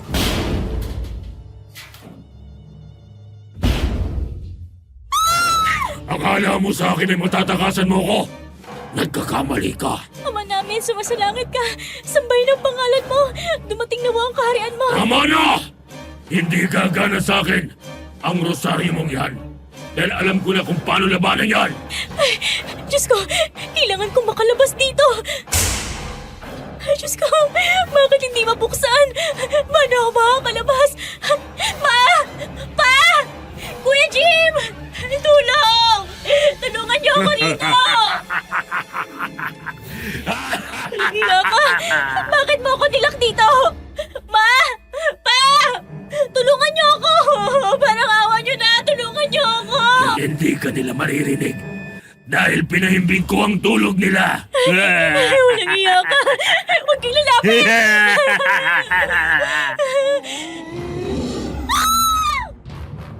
Mabilis na kumilos ang aswang at pumasok ito sa bintana. Bago pa ako nakakilos ay hinila na niya ako. Para akong tinakasan ng lakas at sa di malamang dahilan ay parang nawalan ako ng puwersa ng hawakan ng aswang ang katawan ko. Sinakal niya ng mahigpit ang liig ko at humahalakhak ng malakas. Walang iya ka! Anong kailangan mo sa akin? Ikaw mismo ang kailangan ko. Kailangan namin ang lakas mo para mabuhay. At kailangan namin ay yung mga taong malungkot. At isa ka na doon. Dahil ba malupit ang pamilya ko sa akin, ha? Ganun na nga. Dahil yung mga taong malungkot ang buhay, sila yung mabilis na maubusan ng lakas. At hindi mo ba alam, sa bawat araw na nagpaparamdam ako sa'yo, ay nalalapit ang paa mo sa hukay. Dahil sa tingin ko, ay nakuha ko ng sapat na lakas mula sa'yo, ay hindi na kita bubuhayin. Bakit mo ginagawa to? Bakit? Dahil isa akong aswang, at kayong mga tao, ay itinuturing lang namin bilang kasangkapan. Magkaibang uri tayo, Jenna! Walang iya ka!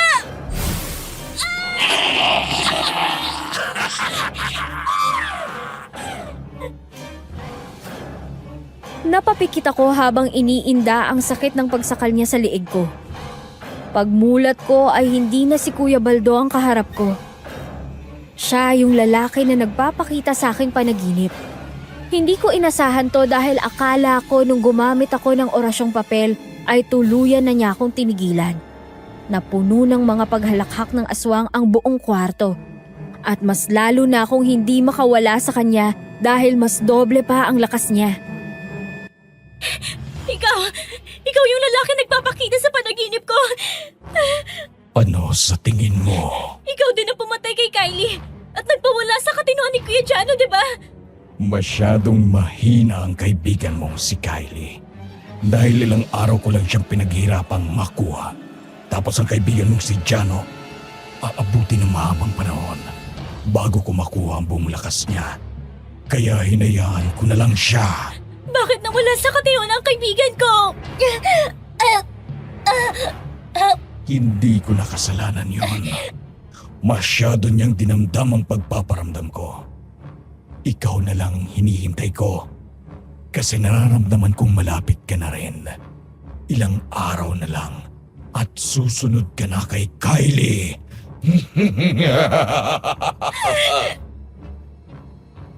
Hinigpitan pa ng aswang ang pagkakasakal sa liig ko. Para na akong mamamatay ng mga sandaling yon dahil parang nauubusan na ng hangin ang baga ko. Sa isang kisap ng mata ay biglang nawala sa ibabaw ko ang aswang. Ilang sandali pa ay nakita ko ang isang malaking uwak na lumabas ng bintana.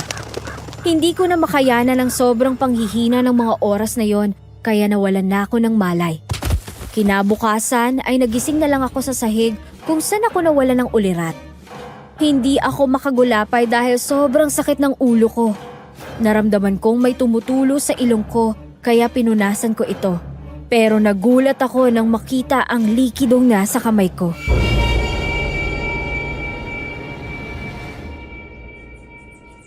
Dugo! Dugo! Jenna! Bakit ka sumisigaw dyan? Ma, nagdurugo ang ilong ko, ma.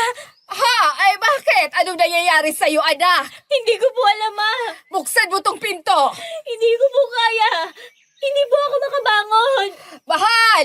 Ay paabot ka ng susi ng kwarto ni Jenna! Ay, ito na. Bakit daw? Hindi daw makabangon ang batang yon. Aba, ano kayang nangyari sa kanya? Pa, hindi ko na kaya. Jenna! Anong nangyari sa'yo? Anak! Jenna! Jenna! Nawalan ako ng malay at nang magising ay nasa ospital na ako. Nanatili ako doon sa loob ng 3 araw dahil hindi bumababa ang lagnat tapos nagkaroon pa ako ng mga sugat na nagnanana. Hindi rin matukoy ng mga doktor kung anong sakit ko kaya hindi nila ako magamot. Iniuwi na lang ako sa bahay at ipinagamot sa mga albularyo. Pero hindi man lang bumuti ang kondisyon ko. Hindi rin ako makakain ng maayos kaya namayat ako ng sobra. Hindi ko rin maitaas ang kahit isa sa mga daliri ko dahil sa sobrang panghihina.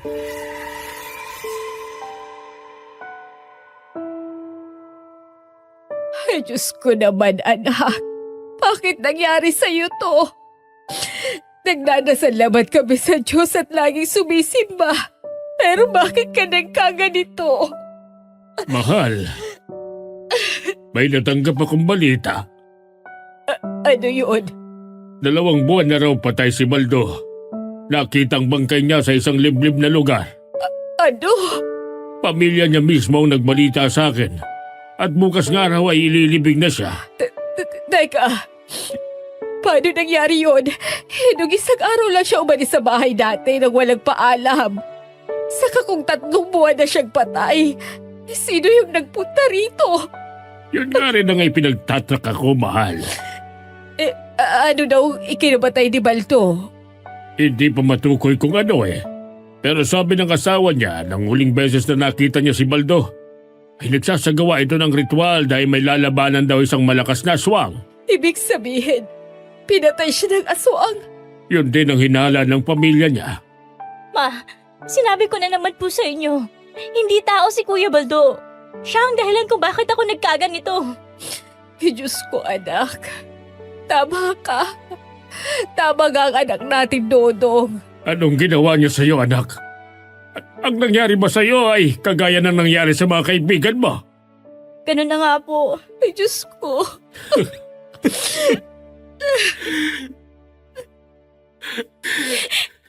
Kaya po sinasabi ko sa inyo noon pa, na iba si Kuya Baldo pero hindi kayo nakikinig.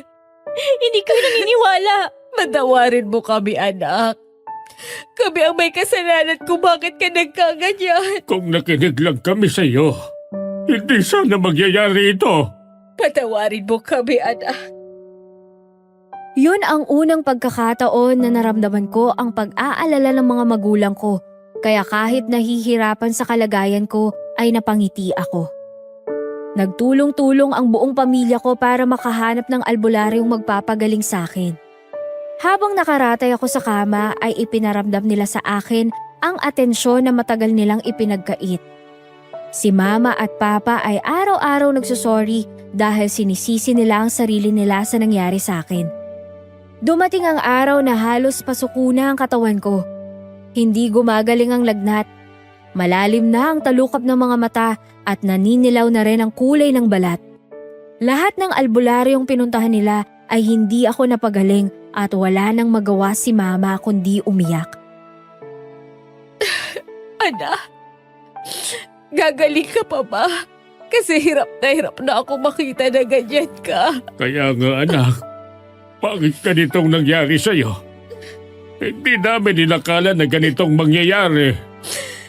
Kung alam lang namin, anak, ibabalik namin ang lahat ng oras sa maayos pa ang lahat. Hindi ka namin pagsasalitaan ng masasakit na bagay.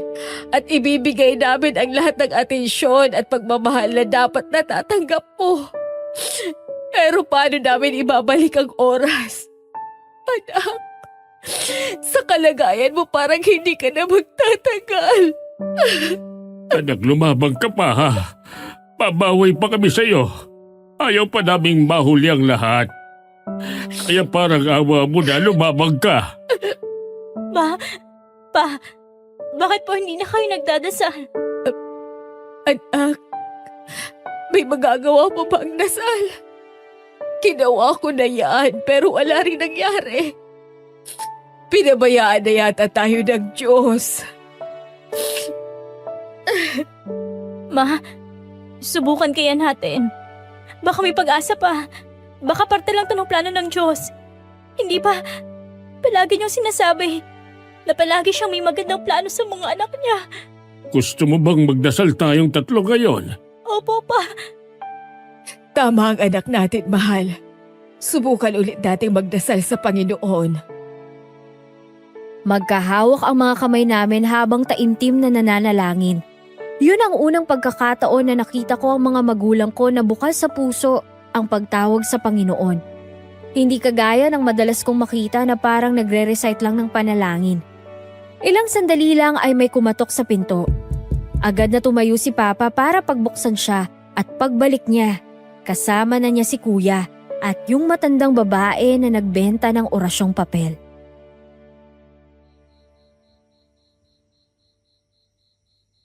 Kayo po. Natandaan ko po kayo. Kayo po yung nagbenta ng pamproteksyon sa akin noon. Oo, iha. Natatandaan din kita. Ilang beses ko po kayong hinanap. Pero di ko na po kayo makita doon. Pasensya na, iha. Pumunta ako ng probinsya kasi may ginabot ako doon. Jenna, nalaman niya agad na magkapatid tayo nang makita niya ako. Paano niyo po nalaman? Ay, siyempre. Magkamukha kayo ng kapatid mo. Hindi kasi kita nakalimutan, iha.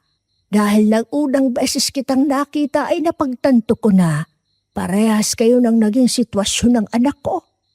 Ang kapatid mo ay nakasalubong kong umiiyak sa daan. Kinausap ko siya at naikwento kanya sa akin. Gusto ko pa kasing bumawi kay Jenna. Ang dami kong naging pagkukulang sa kanya bilang kuya. Kaya Jenna, lumabang ka ha. Si Aling Junicia nang bahala sa'yo. Oo, kuya. Lalaban ako. Mapapagaling niyo po bang anak ko? Oo naman.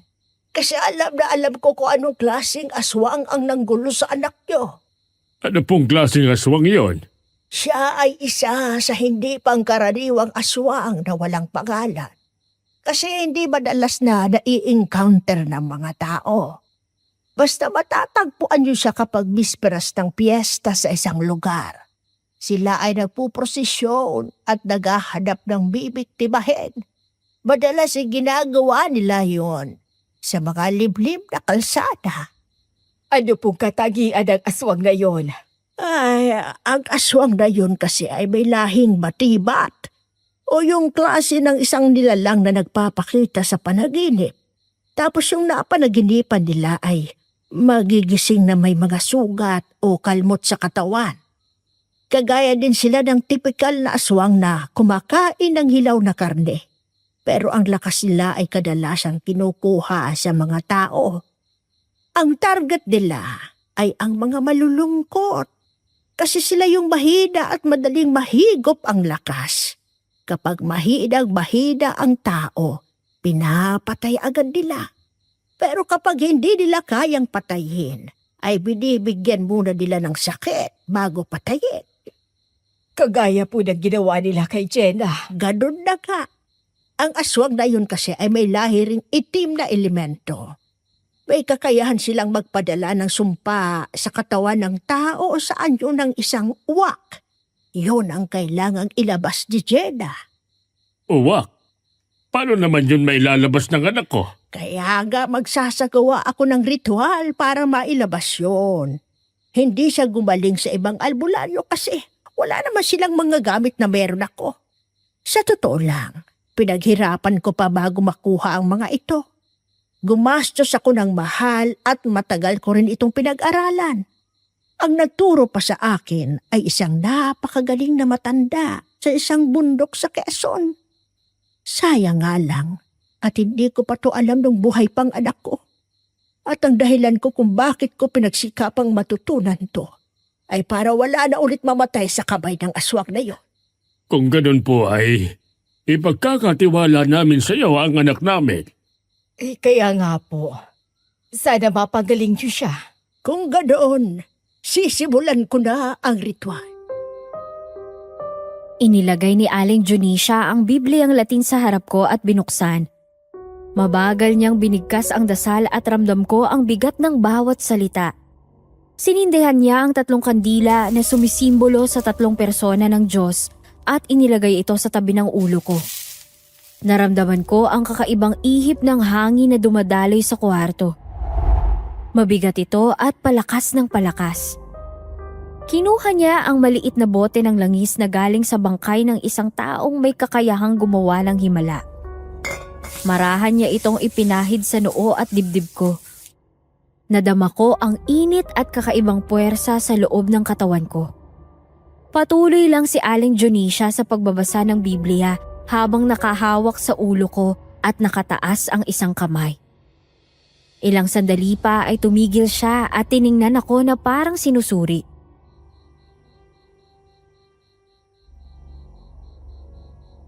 Okay na po ba? Tapos na po ba ang ritual? Abay, hindi pa. Hindi pa napapalabas ang uwak sa katawan niya. At gayon natin yun gagawin. Hawakan yung mabuti si Jeddah dahil mas matindi ang ritual na ito. Opo. Tutulong na rin po ako. Tama yan. Magtulong na kayong 3. Anak, gagaling ka na. Opo. Pakitaas ng blouse ni Jeddah at ibubuhos ko sa tiyan niya itong langis at insenso. Opo, eto na po.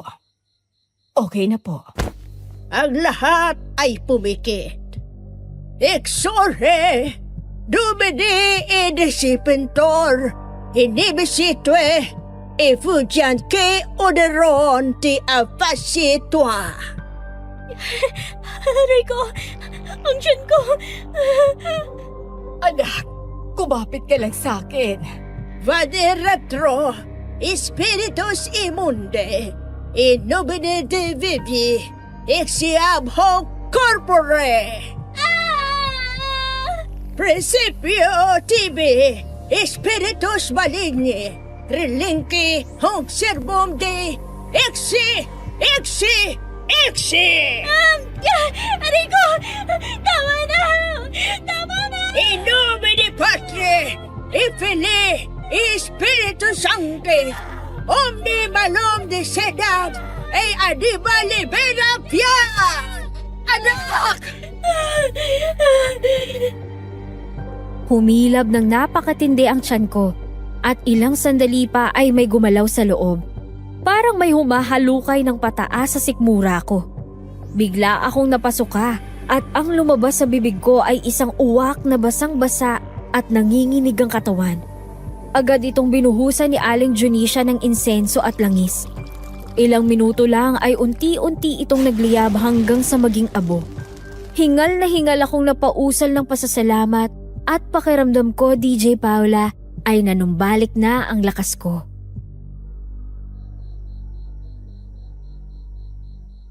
Iha, okay na. Magaling ka na at wala na sa katawan mo ang sumpa ng aswang.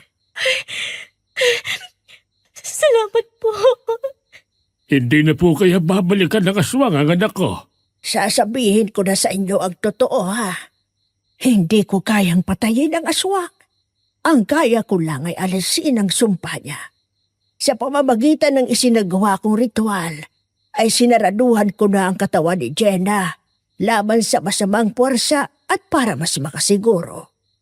Isusuot ko rin sa kanya itong medalyon na magbibigay proteksyon sa kanya laban sa masasamang nilalang. Kung bumalik man ang aswang, ay hindi na siya dito kayang gambalain dahil sila ang mamamatay. Aling Junisha, salamat po talaga. Utang na loob namin sa iyo ang buhay ng anak ko. Kaya nga po, Aling Junisha. Sinabi naming nilapitan na ikaw lang ang nakapagpagaling sa kanya. Huwag kayong magpasalamat kasi ginawa ko lang ang nararapat. Dahil ganyan din ang ikinamatay ng anak ko. Ayoko nang magyari sa iba ang naranasan niya. Napakabuti ng puso nyo. At napakagaling ng ginawa nyo. Anak, kumusta ng pakiramdam mo? Oo nga, anak. Mas maayos na po kumpara dati. Mabuti naman at gumaling ka na, Jenna. Aling Junisha, magkano po ba? Ako na magbabayad. Walang bayad ito. Basta huwag niyo nang hahayaang magyari ulit ito kay Jenna. Protektahan niyo siya at huwag na huwag hahayaang maging malungkot. At kung may dapat kayong pasalamatan, yun ay ang Panginoong Diyos. Dahil siya ang nagbigay ng lakas sa akin para magawa ito. At siya rin ang totoong nagpagaling kay Jenna. Simula ng DJ Paula ay tuloy-tuloy na akong gumaling. Mabilis na nanumbalik ang lakas ko at unti-unti na rin akong bumalik sa normal. Inalagaan akong mabuti ng pamilya ko at pinaramdam nila sa akin lahat ng pagmamahal na hindi ko naramdaman dati. Isang araw nga ay natagpuan ko na lang ang pamilya namin na magkakasama sa simbahan. Hindi na nila ako kailangang pilitin at gisingin dahil kusa na akong sumama sa kanila. Hindi ko po akalain na mangyayari to. Anak naman. Dapat lang na mangyari to kasi ito naman ang responsibilidad namin sa'yo bilang magulang mo. Anak, patawarin mo ang papa mo, ha? Ang laki ng pagkukulang at kasalanan ko sa'yo. Dahil mas pinili kong pagtuunan ng atensyon ang kuya mo. Napabayaan na kita. Ako rin, anak. Patawarin mo ako, ha? Kasi ikaw ang sumalo ng lahat ng trauma ko sa pagkabata. Kaya naging ganun ang trato ko sa'yo. Ako rin, Jenna. Hindi ako naging mabuting kuya sa'yo. Sana mabigyan mo pa ako ng pagkakataong makabawi sa mga pagkukulang ko. Alam nyo, bago pa kayo humingi ng tawad, ay napatawad ko na kayo. Kahit anong mangyari, ay kayo pa rin ang pamilya ko. Mahal na mahal ko kayo. Mahal na mahal ka rin namin, anak. Teka, parang si Jano yun, ah. Oo nga, Jenna. Tama ang papa mo, si Jano nga yun. Kuya Jano! Agad na lumapit sa kinaroroonan namin si Kuya Jano.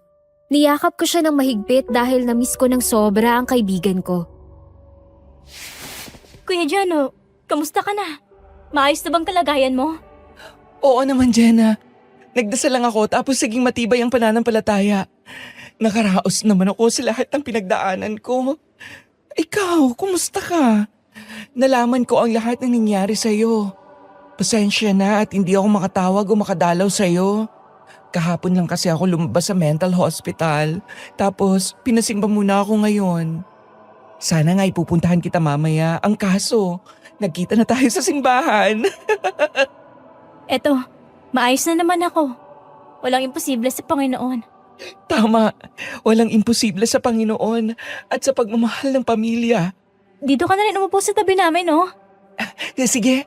Ay, hello po, tito, tita. Hello din, Jano. Mabuti naman at maayos ka na ngayon. Oo nga po eh. Nakaraos din. Yun pala, magsisimula na ang misa. Bago tayo magsimula sa misa ni Father, bibigkasin ko muna ang ating banal na talata ngayong linggo ng pagkabuhay. Ayon sa Colossus chapter 3 verses 13 to 14 sinasabi, magtiisan kayo sa isa't isa at magpatawad kayo sa isa't isa kung may iniindang sama ng loob. Kung paanong pinatawad kayo ng Panginoon, gayon din naman ang gawin ninyo. At higit sa lahat, magbihis kayo ng pag-ibig sapagkat ito ang nagbubuklod sa lahat ng bagay sa ganap na pagkakaisa. Sa linggo ng pagkabuhay na ito, ipaalala natin ang pagkakaisa at pagmamahalan sa ating mga pamilya gaya ng pagmamahal ni Kristo sa atin. Pagkatapos ng simbang yun ay dinalaw namin ang puntod ni Kylie at ipinagdasal namin ang kaluluwa niya. Simula noon ay naging maayos na ang lahat, DJ Paula. Literal na happy ending ang nangyari sa pamilya namin. Nabuhay kami na puno ng pagmamahalan, pagkakaisa at puno ng pananampalataya. Hanggang ngayon ay nasa akin pa rin ang medalyon na ibinigay ni Aling Junisha. Bukod sa panalangin ay ito ang nagbibigay ng proteksyon sa akin. Sa ngayon po ay may asawa at anak na kami ni Kuya Jim kaya nadagdagan ang aming pamilya. Dito ko na po tatapusin ang aking kwento at sana po ay nagbigay ito ng kilabot sa inyo at may natutunan kayong aral. Aswang Radio. Aswang Radio. Aswang Radio. Magandang gabi sa lahat ng ating mga masusugid na tagapakinig dito sa Aswang Radio.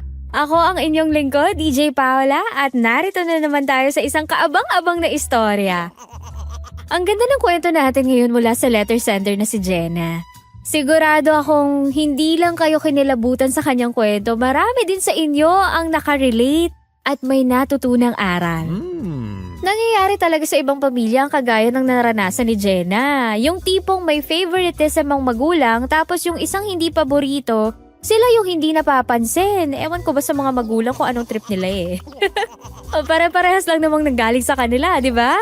Isa pa, yung nanay ni Jenna na dahil hindi naging successful sa buhay kinokontrol na ang buhay ng anak niya. To the point na itong si Jenna, tumigil na lang sa pag-aaral kasi hindi naman niya gusto yung course na gusto ng nanay niya para sa kanya. Tapos nung tumigil na siya sa pag-aaral, parang ikinahiya pa ng nanay niya yung sitwasyon niya at nagsinungaling pa talaga sa ibang tao na kesyo tumigil siya kasi nag-iipon ng panggastos para sa study abroad, ganun. Nakakaloka. Nagulat din ako sa kwentong to kasi akala ko nung una, iikot ang storya sa aswangan dun sa piyestahan, dun sa pinuntahan nila. Pero mas nakakatakot pa pala. Ikaw ba naman yung gabi-gabing aswangin sa panaginip tapos pagising mo may mga kalmot at sugat ang katawan mo, 'di ba? Ibang klaseng aswang siya. Nako, hindi lang hilaw na karne ang trip pati energy ng tao. Sa ibang salita, ang tawag sa kanila ay energy eater. Ang katulad nila ay mga toxic na kapitbahay natin na sobrang nakaka-drain. Char. Pero mga kaaswang, ano nga ba yung mga aral na pwede nating matutunan sa kwentong to? Una, bago ka maging isang magulang ay importante na nag-heal ka na sa mga trauma mo. O kaya naman, kaya mo nang itrato ang mga anak mo ng pantay-pantay. Kasi tingnan nyo yung nangyari kay Jenna. Lumaki siya na kulang sa pagmamahal ng magulang at kaya nga siya yung naging target ng aswang kasi for sure, napakalungkot ng puso nitong si Jenna. Naku, wag pong ganun. Hindi sapat na pinapakain, binibihisan, at binibigay ang pangangailangan sa mga anak natin. Importante rin po na alam natin yung emotional na pangangailangan nila. At ito na nga yun, yung atensyon at pagmamahal. Pangalawa, mahalaga rin sa isang magulang na matutong makinig sa mga anak. Hindi laging magulang ang tama sa lahat ng pagkakataon. Kaya dapat, pagbigyan din natin ang mga anak natin na magsabi ng hinaing o nararamdaman nila. Huwag natin pong tularan yung magulang ni Jenna na sobrang close-minded. Sinasabi na ng anak na may kakaiba kay Kuya Baldo pero hindi nakikinig. Kaya ang ending, dumating pa sa point na napahamak si Jenna. Huwag pong ganun. Huwag na nating i-ignore yung sinasabi nila. Importante ang open communication sa isang pamilya. Ikahuli, last na to. Huwag po tayong maging mapagkunwari. Dapat kung ano ang inaaral natin sa simbahan ay talagang makikita sa buhay natin. May nakatingin man o walang nakatingin, nasa simbahan man o wala. Kasi baliwala ang mga natututunan natin kung hindi natin isasabuhay. Ang sabi nga sa Biblia, baliwala ang kagandahang panlabas kung hindi maganda ang panloob. Dapat po mabuhay tayo sa katapatan. At bago tayo magpaalam mga kaaswang, gusto kong marinig ang inyong mga saloobin. Kayo naman. Ano ang masasabi ninyo sa naging karanasan ni Jenna? Paki-comment naman ang mga kasagutan nyo sa comment section, ha? Muli, ito po ang inyong DJ Paola na nagsasabing, hindi ako nangangain, maliban na lang kung ikaw ang uulamin. Patuloy lang nating subaybayan ang Aswang Radio pati na rin ang ating iba pang channel gaya na lang ng Kwentong Takip Silim, Sitio Pangil, Sitio Bangungot, Aswang Confession, Aswang Diaries at Miss Amy Love Stories. Tiyak na hindi ka mauubusan ng mga kwentong pakikinggan. Kung bago ka lang sa channel na ito ay huwag kalimutang mag-subscribe para lagi kayong updated sa lahat ng aming ina-upload na bagong kwento. Maraming salamat po! Aswang Radio, ang radyo ng mga aswang. Halina